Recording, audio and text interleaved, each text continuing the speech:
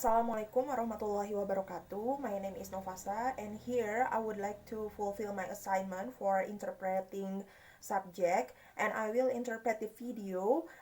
The title is by Muziba Mazari, Life Every Moment. So let's get started. Saya berusia 18 tahun ketika saya menikah. Keluarga saya sangat tradisional, keluarga balok, di mana anak yang baik tidak boleh mengatakan tidak pada orang tua. Ayah saya ingin saya menikah. Saya berkata, jika itu membuat ayah bahagia, saya mau menikah. Tentu saja, itu bukan pernikahan yang bahagia. Setelah 2 tahun pernikahan, kira-kira 9 tahun lalu, saya mengalami kecelakaan. Saya mengalami kecelakaan mobil. Saat itu, suami saya mengantuk dan mobil jatuh ke parit. Dia berhasil melompat dan menyelamatkan diri. Saya senang untuknya. Saya tetap berada dalam mobil mengalami banyak luka, cederanya panjang, tulang lengan dan hasta yang patah, pergelangan tangan, tulang punggung, dan tulang selangkang patah. Dan seluruh tulang rusuk juga patah. Tapi cedera yang mengubah hidup saya adalah cedera tulang belakang. Banyak orang membantu menyelamatkan saya, memberi saya pertolongan pertama, menarik saya keluar dari mobil. Ketika mereka menarik saya merasakan sakit. Saya merasakan sakit di tulang belakang. 2,5 bulan di rumah sakit sungguh mengerikan. Saya berada di ambang keputusasaan. Suatu hari, dokter datang menghampiri saya. Dokter bilang, saya dengar kamu ingin menjadi seniman, tapi malah jadi ibu rumah tangga. Saya punya berita buruk untukmu. Kamu tidak akan bisa melukis lagi. Besoknya dokter datang lagi dan bilang, cedera tulang belakangmu sangatlah berat. Kamu tidak akan bisa berjalan lagi. Saya tarik nafas dalam-dalam dan berkata, baiklah. Besokannya, dokter datang lagi dan bilang, karena cedera tulang belakang dan cedera punggungmu, jadi kamu tidak akan bisa melahirkan lagi. Hari itu saya merasa hancur. Saya mulai bertanya, kenapa saya masih hidup.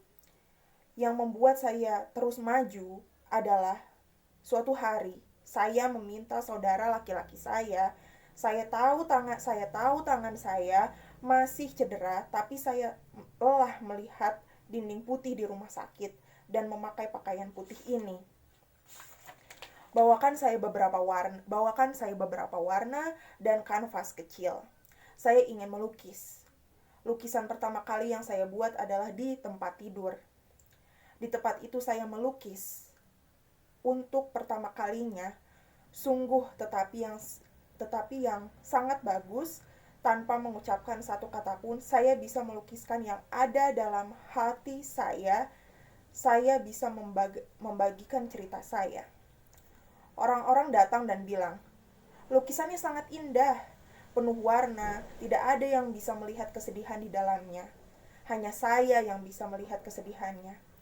Saat itu saya memutuskan untuk menjalani hidup untuk diri saya. Saya tidak akan menjadi orang yang sempurna buat seseorang. Saya akan menggunakan momen ini, saya akan membuatnya sempurna. Bagi saya akan melawan ketakutan saya. Saya tulis satu persatu semua ketakutan saya. Saya putuskan untuk mengatasi ketakutan itu. Tahukah ketakutan terbesar saya? Perceraian. Pada hari itu saya memutuskan ini tidak lain hanya ketakutan saya. Saya membebaskan diri saya dengan melepaskan suami saya, dengan melepaskan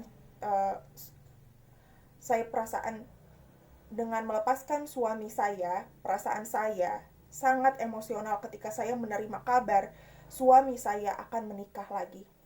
Saya mengirim pesan kepadanya. Saya turut berbahagia dan saya berharap yang terbaik untukmu. Dia tahu saya masih mendoakannya sampai saat ini. Nomor dua. Nomor dua adalah saya tidak akan bisa menjadi seorang ibu.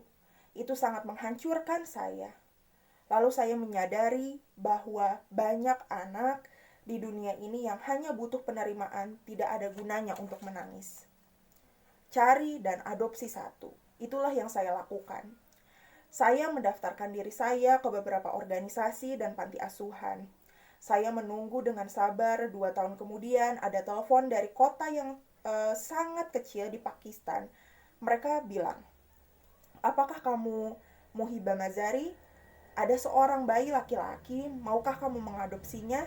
Saya seperti merasakan sakit saat persalinan.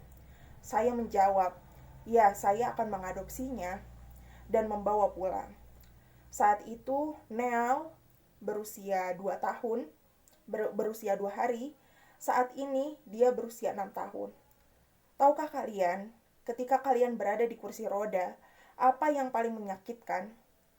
Kami akan berpikir bahwa kami tidak akan diterima di masyarakat karena kami tidaklah sempurna di dalam dunia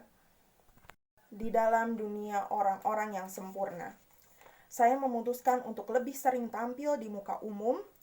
Saya mulai melukis, saya melakukan banyak kegiatan permodelan, saya memutuskan untuk bergabung TV nasional Pakistan sebagai pembawa acara. Saya menjadi duta di PBB untuk wanita Pakistan. Saat ini saya mengkampanyekan hak perempuan dan anak-anak. Saya masuk dalam BBC tahun 2015 sebagai status perempuan berpengaruh dan juga masuk majalah Forbes 2016 sebagai 30 orang berpengaruh di bawah usia 30 tahun. Jika kamu menerima dirimu apa adanya, dunia akan menerima kamu. Itu semua berasal dari dalam diri kita. Kita punya fantasi yang luar biasa tentang hidup ini. Ini rencana saya. Seharusnya berjalan sesuai dengan rencana saya. Jika semua hal itu terjadi, kita akan menyerah. Saya tidak pernah ingin berada di kursi roda ini. Tidak pernah sedikit pun terlintas di pikiran saya, hidup ini adalah tes dan rintangan. Saya tidak berharap hidup ini mudah. Ketika kamu berharap kemudahan dalam hidup, tapi hidup memberimu lemon, kemudian kamu membuat air lemon, jangan salahkan hidupmu atas itu.